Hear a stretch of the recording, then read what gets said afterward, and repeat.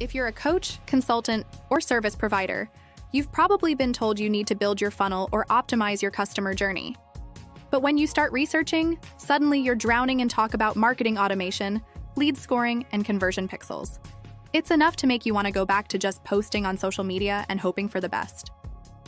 The truth is, as a smaller-sized service business, you can actually do pretty well with a marketing system that works without a tech team, without a massive budget, and without making marketing your full-time job.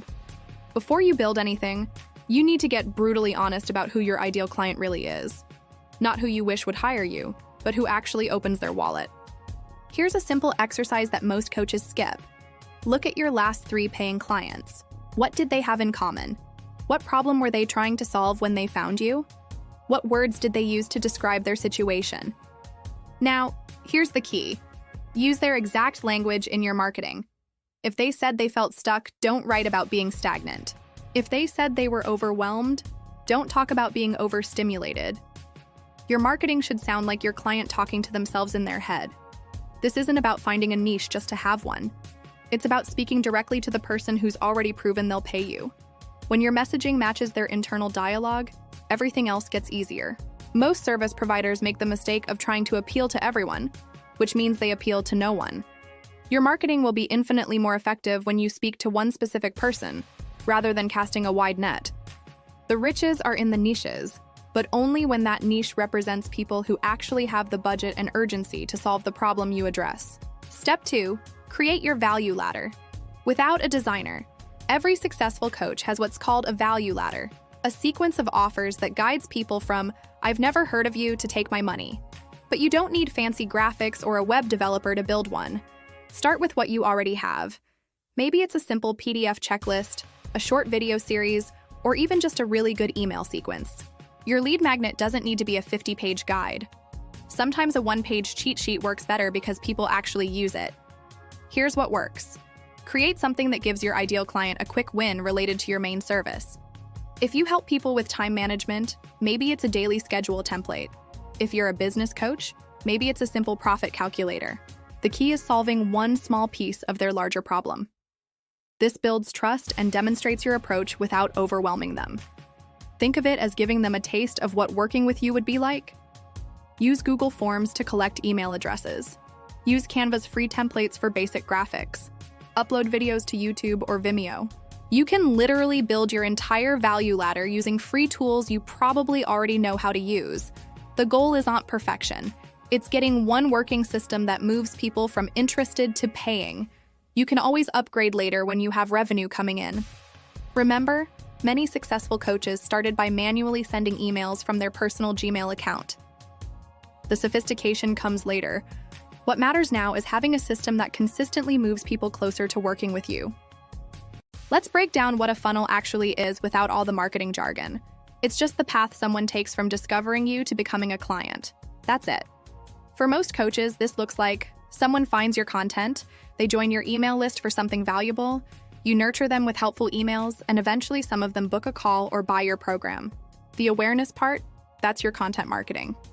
Write about the problems your ideal clients are Googling at 2 a.m. Answer the questions they're too embarrassed to ask anyone else. Be the voice that says you're not crazy for feeling this way. Think about the internal monologue your ideal client has. What keeps them up at night? What do they worry about but never say out loud? That's where your content should live, in that space between their public face and their private concerns.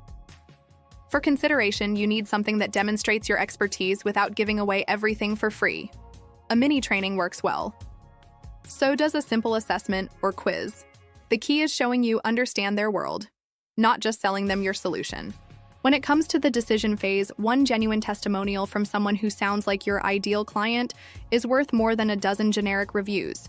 Share stories about real transformations, using the client's own words when possible. Your follow-up doesn't need to be a 20-email sequence written by a copywriter.